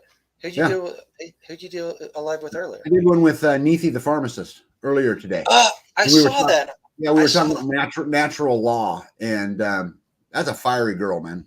Fiery. Yes, she is. Yes, she is. She is very passionate. Yeah. And passionate. It kind of scares you at times. Yeah. Yeah, it was fun. Man. I sat down and had a very long talk with her at the Self-Reliance Festival when Darren and I went down there. She's a very, and she's living what she's talking. She's 100%. What you see is what you get with that girl. Yeah, they asked me to come down and speak again, by the way. Did they? Yeah. I don't know if I will or not, but yeah. Well, I know what's going on.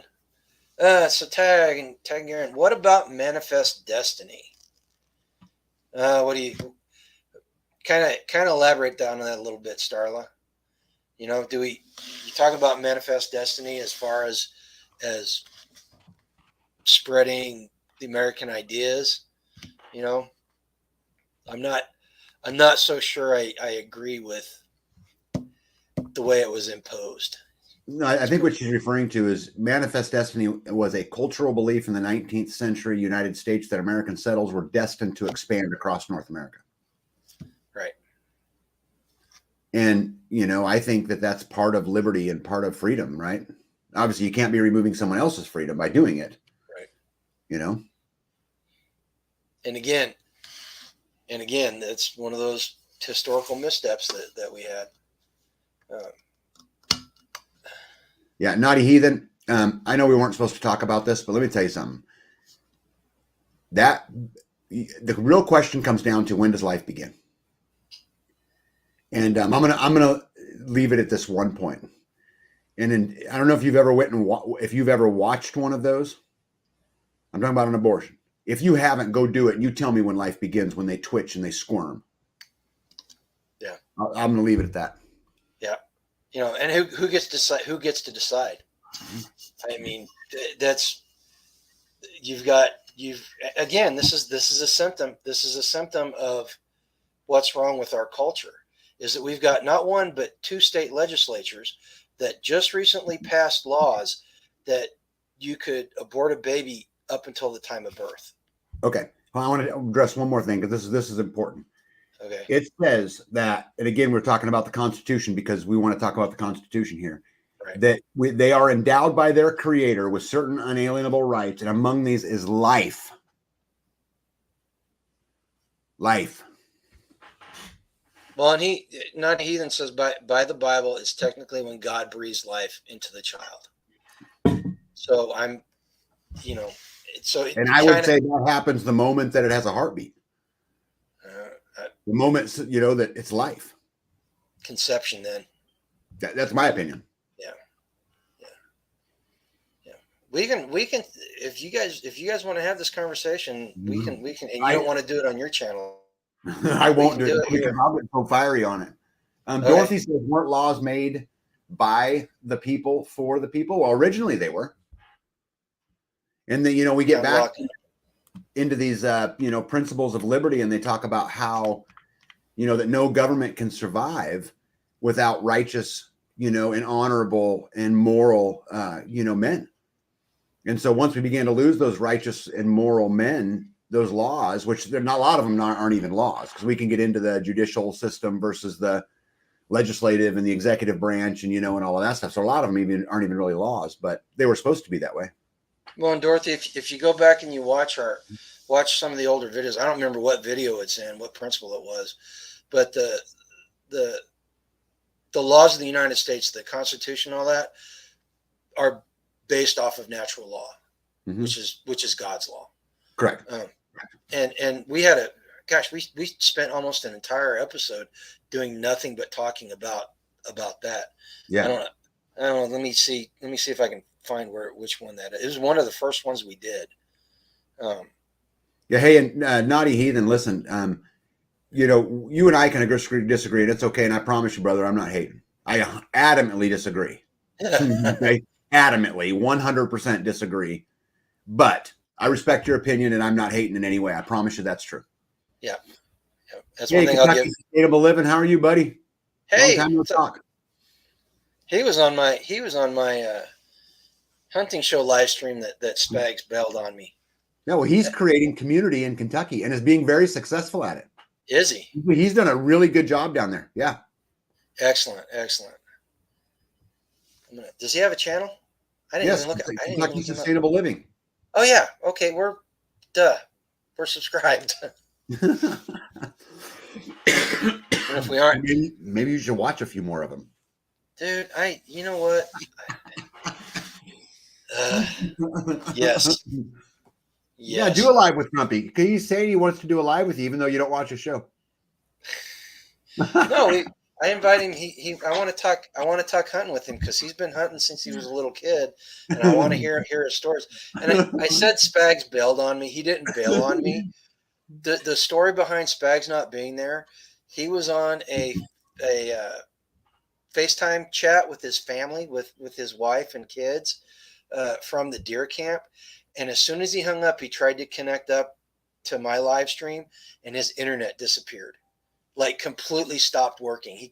He rebooted his phone several times, and just it would not work. So he did not bail on us. He legitimately had some problems, you know.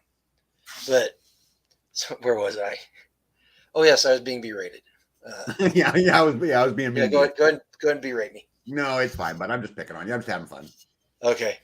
Yeah, we'll do. I'm having fun. This is the third live I've done this week, and we did our homestead update, and then I did the deer thing, and I'm really enjoying it. These are a heck of a lot easier to do than regular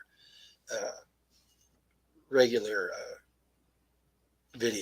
Oh, dude, I bet I edited video today for 5 hours between the Starving the Beast 3, and I got a video coming out about the Tytler cycle. I bet these are way easier. Yeah. Yep. Yeah. And okay.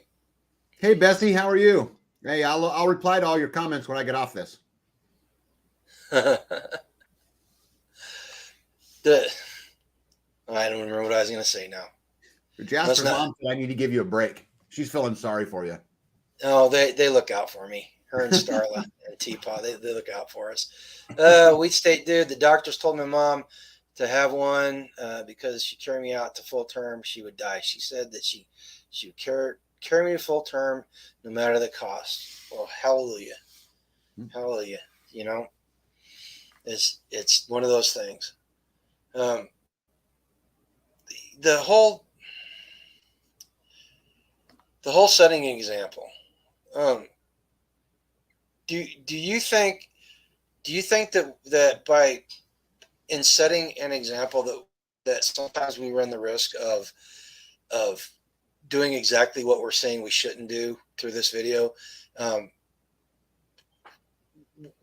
people tend to try to force people to understand about the principles of freedom and all that stuff? Am I making sense? Do we sometimes turn people off sometimes by the way we approach them? Is there a way to be too freedom minded for some people? I don't think so. I mean, for me, geez, let's get back to the original point I was talking about, is that if you're going out there to, influence and put your thoughts down someone's throat, just like the debate we had with Naughty Heathen in here about abortion. I mean, I adamantly disagree with the dude. I'm telling you 100%. But it's about, to me, when you talk about spreading, that freedom stuff, it's about being true to who you are, right? And emotionally separating from it. People will listen or they won't. And I mean, I don't walk around and, hey, greet a guy at Walmart and the first words out of my mouth is taxation is theft. It's not like that. But I'm going to tell you something. If someone asks me, what do you think about this? I'm going to be honest. 100%. Okay. Well, and I was kind of thinking about Angela and her black pill and random people, Mm-hmm. in the stores and everything, and which is why we came up with the white pill rule. So anytime you tell somebody something negative that's going on, you have to provide a positive solution. Give them an alternative that is understandable and doable. Mm-hmm. So that's kind of where I was going with that question, because we as a country we've strayed so far from that path, and we are forcing our views on people across the world that don't want our views, and personally I don't want us forcing those views on people. um, Again, that goes back to, I'm sure that's part of the reason why there's a undercurrent of anger in society nowadays, because people feel like they have no control. Yeah, what's crazy about that, bud? You could put me in a room with a complete woke, complete left side, whatever you want to call it, right? Complete out there, and I promise you, I could have a conversation without ever getting emotionally involved. Really, you're a better man than I am. Of course, I could. Because at some point, I'm either going to walk out or I'm going to tell them to shut the hell up. Yeah, I would rather sit there and play chess with them. Yeah. You think being a chess player, I would too, but no, I don't have the temperament for it anymore. It's just, it's life is too short to deal with people like that. See, that's my dear wife chiming in. She black pilled today, and she gave. See, she's white pilling people. In fact, now she's so good at white pilling people that I want her to black pill people, just so she can white pill people after she does it. Because she does the first part really good, and she does the second part. Black pilled is not being able to type very well. So she's gotten really good at it. Dorothy says she feels no intimidation from anyone in this chat. This is a format for communication. This is healthy. Well, no, and amen. And it has been, even with the having to. And when I put the brakes on the conversation earlier, it wasn't because I was getting mad or anything. It's because I kind of felt like it was derailing what we should be talking about. It was kind of, and we've still been able to carry that part of the conversation on without derailing the whole concept, right? And that's a huge part of what happens today is we get derailed so easily, and nobody's willing to bring the conversation back to where it needs to be. Or not nobody. That's not fair. Very few people are willing to bring the conversation where it needs to be.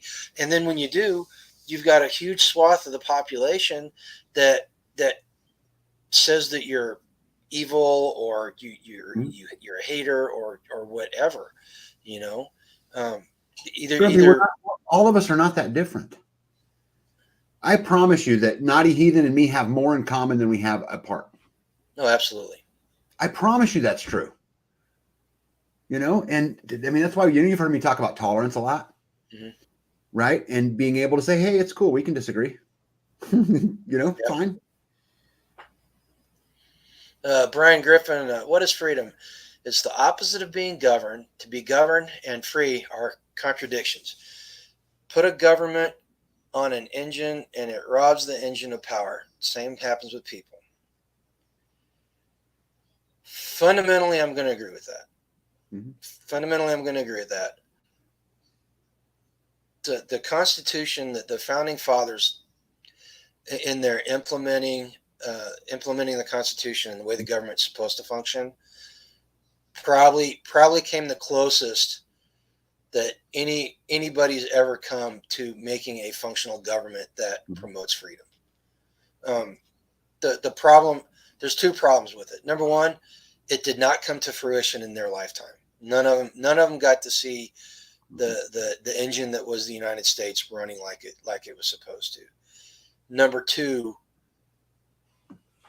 without proper care and maintenance, every engine breaks down and every engine falls apart. You start adding parts onto it, it becomes more clunky, it becomes more unwieldy, and it gets robbed of power, exactly like what Brian Griffin's talking about. Can we get the current US government back running the way it's supposed to be running? People are going to differ on this. My view is no. In its present form, it's too broken. Hence my comment about where I think things are going. All right. Other people still believe, and I was one of those people that used to believe it could be fixed. I was. Other people may say that it can be fixed, and we should try to do it. And I'm going to agree with them. We should try to do it as long as we can. You know, and we should try to fix it until we can't. Let's put it that way. All right. I hope that made sense. Yeah. Can I go? Okay. Yeah. Good. So I actually want to, first of all, Brian, I really like these comments. I mean, this is right up Tag's alley. Mm-hmm. But here's the thing is that what ensures your freedoms? How do you maintain your freedoms? See, this is why originally what they designed it out to be is a republic, right? A government of the people, so that the people could say, hey, listen, and they gave the responsibility of the federal government mainly to do nothing more than to protect our freedoms. And that was their whole job. And now it's gotten completely out of control, right? And they're doing all of these things that actually take away our freedoms. But originally, the government's purpose, its really only purpose, was to guarantee us life, liberty, and the pursuit of happiness as guaranteed by our Creator. And so I think on the surface, I agree with most of what you're saying, except who guarantees those freedoms and how do you keep them? Because if you just went to a world of, you know, no rules, no laws, no nothing, you would have the strong preying on the weak, right? This is the two wolves and a sheep deciding what's for dinner. And so I think there has to be, whether it's a government or something has to be there to ensure that your rights are preserved. And Not a Heathen, we had that conversation. Not a Heathen says the people is collective, and we had that conversation in one of our videos, and I can't remember I can't remember the way you explained it, but it made a lot of sense to me. So about basically the people all being pointed in the same direction, freedom minded. The problem's in when the collective direction that people are pointed is minded. That's when the problem arises, hence where we are today. I think I'm pretty sure that's the way you put it. It's not nearly as eloquent. Yeah. So it's a cycle of a civilization. You know, there was a comment in here earlier that every civilization makes it about 300 years. And I would argue it's less than that. It's about 220 as you go back to history. But either way, but they go through a cycle, and eventually, you know, those cycles end up into things like selfishness and dependency and apathy, right? And they go through these certain cycles. And the problem is, what you said earlier is right. If you had a bunch of people all focused on the same common good, right, working on the same mission, it'd be easy.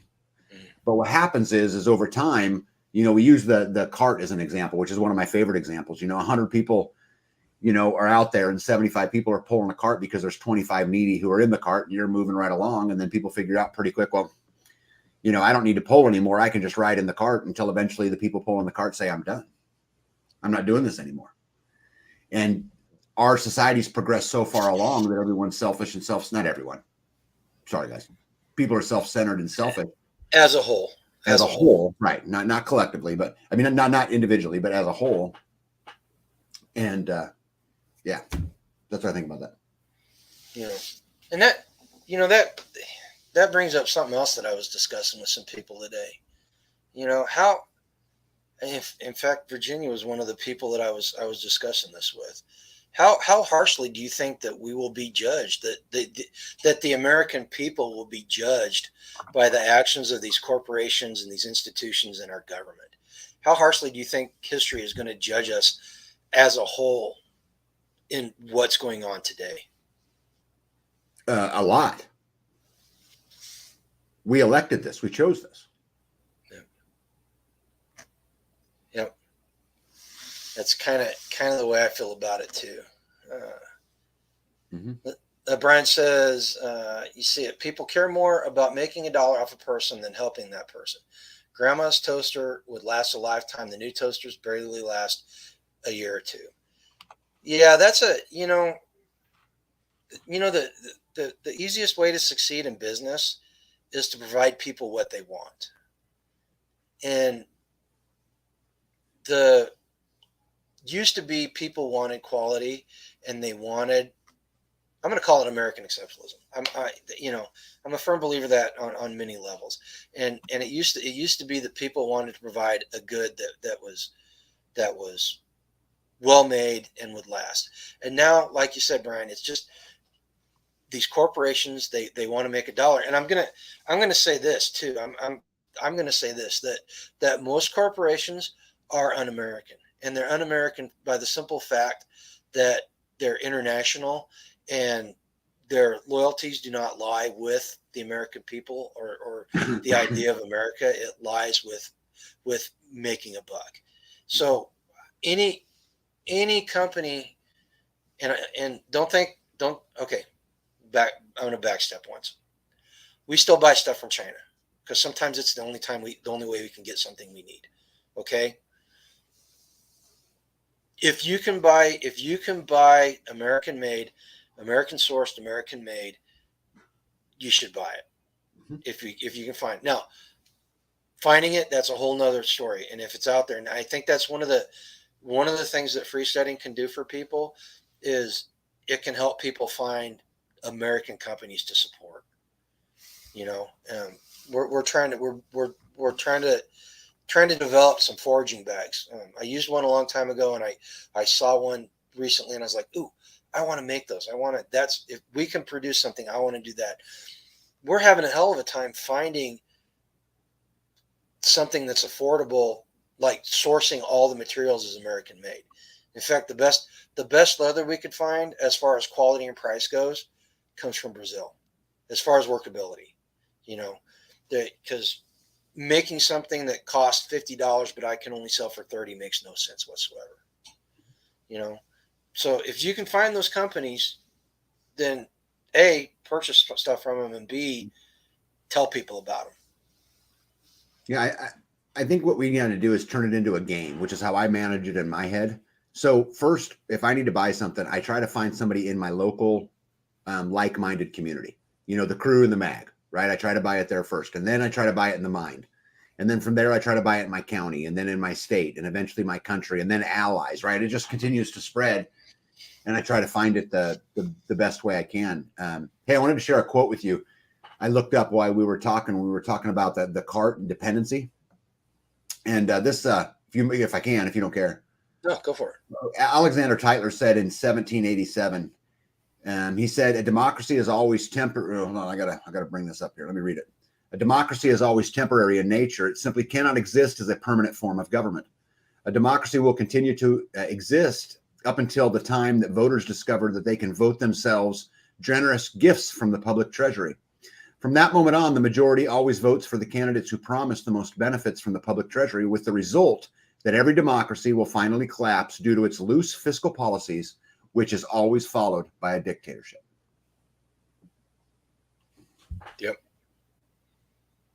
And if you read Sir John Glubb, historically, he proves that point. Yeah. So here's the question. I guess the question is that dictatorship inevitable for everybody? Because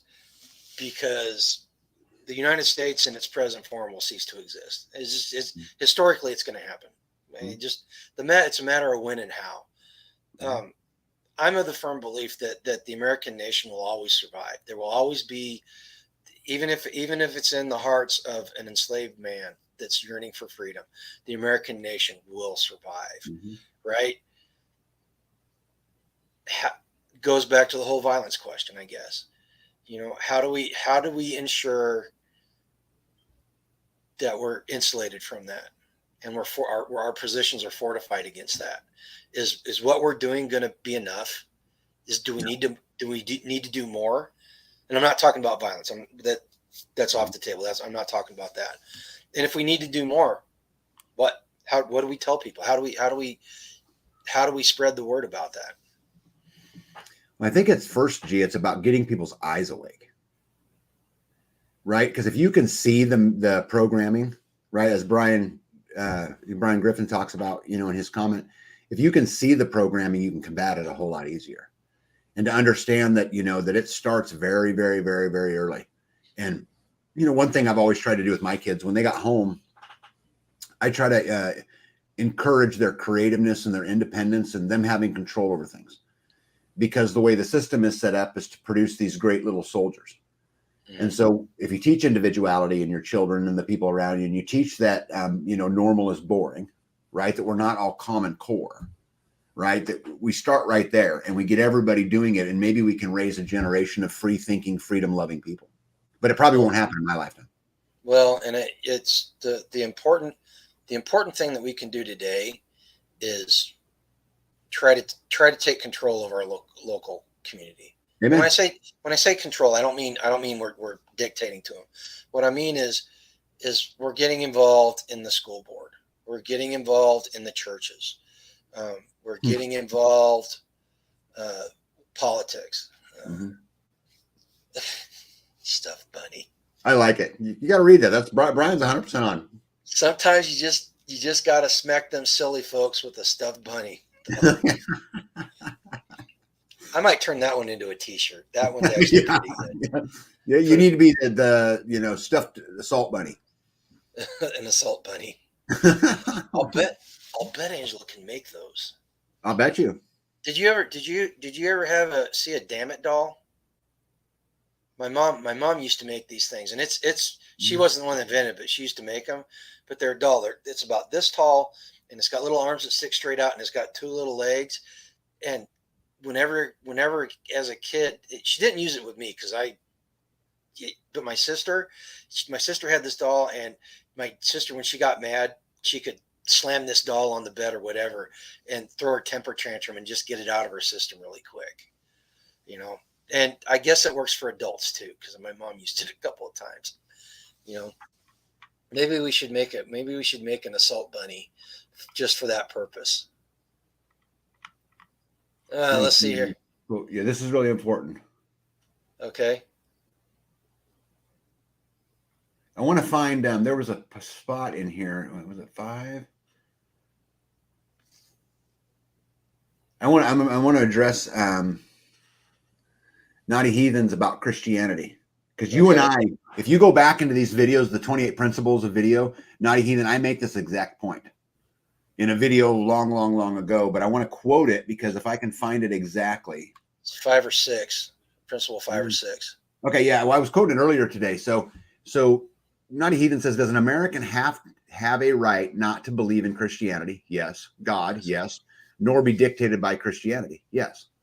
But here's the thing about that is that in the Constitution, they could have said, okay, that you were endowed by God with certain inalienable rights, but that's not what they said. They said that you were endowed by your Creator. And so I think the Constitution was really built, and I think the Founding Fathers intended it to be built that regardless of what you believe, these basic human rights are your basic human rights. Right. I believe that.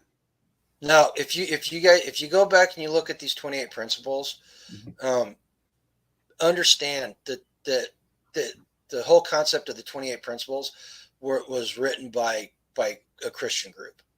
So the commentary on the 28 principles themselves is very Christian God heavy. All right. Don't conflate what the commentators say with the principle as it's derived directly from the Constitution. Okay. It can be really easy to get sidetracked with some of the, yeah. If you there's a couple out there that are actually pretty good about presenting it in a very neutral way, Yeah. The one I'm looking at now is by a Christian group, and it's very God-centered, which is fine. They can do it. I mean, it's to say that the Constitution wasn't based on natural law and Western ethos is a complete lie. Yeah. Anybody that tells you that is flat out lying to you, and there's a reason that you need to figure out why they're lying to you about it. Yeah, Noddy, by the way, you're 100% correct. If I quoted the Constitution, that was the Declaration of Independence. Oh, so you're correct. Yeah. But either way, it still says the same thing. And I believe they meant it to be that you would be welcome no matter what, and you would have these freedoms no matter what, regardless of how old you are. Yeah. Zing. If you guys hang around Tag long enough, you'll understand that he has this innate ability to just stick little jabs in and just plain old conversation, and he'll stick you, and then you're like, hey, where'd that come from? Yeah, you want to hear something funny on that? I let out a video this morning, which was my response to Spags. So Spags had come up with, on the UGS score, he had come up with a bunch of questions about credit and debt in reference to the UGS score. And I tell them what a UGS score is. So an ungovernable score, which is how free are you and can we measure it? And it's just something we're exploring and having a lot of fun with. But anyway, so I put a bunch of filters on Spags through the video because he wasn't unfiltered anymore. And almost nobody caught it for a whole bunch of time until eventually some people started catching on. It was this real fun joke how filtered Mr. Unfiltered was. It was fun. I have not watched that video yet, but I was wondering about the bunny ears on the thumbnail. Yeah. I wanted him to be filtered. Okay. That makes sense. Has he responded yet? Oh, yeah. He was laughing. He said, that's hilarious. Bobby and I get along great. Yeah. And yeah, we had a lot of fun with it. But Mr. Spags is a very unique individual. He's very unique. Noddy says that no mention of God in the Constitution. If they had felt it was relevant, they would have included it. See, I agree with this because it really was founded. Most of them were Christians, right? And so it was really founded that way. But I think they specifically left it out to make sure that any belief would have the same rights and that it wouldn't segregate other religions or other beliefs. I think they did it absolutely on purpose. And Noddy, I agree with you. Yeah, and especially in light of the Federalist Papers, because if you read some of the Federalist Papers, there's a lot of discussion about God and all that stuff, and I didn't think about it until you actually said something about it, Ty. But you're absolutely right. You know, it was done on purpose, and it was. There's nothing in the Declaration of Independence that does not have meaning. I agree. And the stuff that's not in the Declaration of Independence has just as much meaning as what's in it. Mm-hmm. You know, so, and again, see how easy it is to get sidetracked. I mean, you could, I mean, nominally we know they were talking about natural rights because they talk about it in the Federalist Papers, right? It's obvious they were talking about it, but they managed to make a document that applied to everybody, or should apply to everybody. And I think that was really part of the brilliance in it. Yeah. Well, I 100% believe it was God inspired. I honestly do, because there's no way that fallible man can come up with something right as near perfect as what it was. In fact, it was so perfect that they understood that it wasn't perfect, and they made mechanisms to improve it.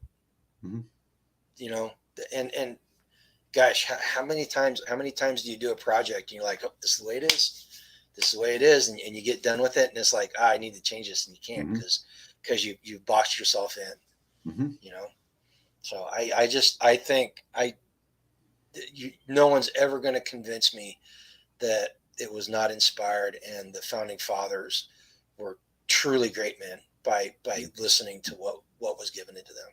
You know, so all right, look, it's almost 9 o'clock. We've been at this for almost 2 hours. Do you have any closing thoughts on Principle 28? Just kind of what I said before, that I think what they were talking about was not the United States of America. I think specifically, if you read the way they said it, and then you read some of the quotes and stuff that came behind it, what they were really talking about, in my opinion, is that the individual American would be that source of brightness for the world. And that because we would take a stand and we would stand on the things that we believed in and we would do those kinds of things, which is what made America exceptional in their eyes. And so I would encourage everybody as you're reading those principles to understand that, I mean, just it's so crazy. We were just talking about how they didn't include the word God, right? I just think it's every word in there is done for a reason, right? And I think they're really just calling out the people and they're saying that we have a duty as Americans to continue with freedom and to ensure that the generations behind us have it, which we've failed at. But I think that's what they were saying. Yeah. And I think from where I'm sitting, as Americans, that we should cherish what was handed. We should cherish our birthright. Mm-hmm. Too many Americans don't cherish their birthright, and they're willing to sell it for a bowl of soup. It's worth defending. It's worth promoting. Yes. I took an oath. Dorothy asked me if I was military. Yes, Dorothy. I spent just shy of 10 years in the Marine Corps. Tag spent time in the U.S. Army. A lot of the people in our circle are veterans, and a lot of the people in other circles that we know are veterans too. And Tag said it before. We took that oath, and I was willing to die for it. I had one job out of the 10 years I was in the military. For 2 years, I did a job where at any moment I could have been called on to go give my life if I had to. The rest of the time I was a base pogue, but that's another story. But folks, if you haven't read the Declaration of Independence recently, go back and read it. Go look at these principles and do a study on it. I mean, you can listen to what Tag and I talked about, but go don't just parrot our opinions and what we've said in the videos.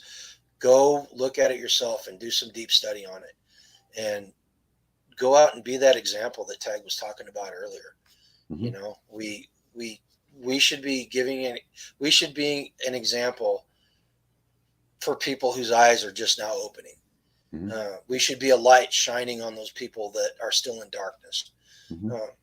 We don't want to force it on them.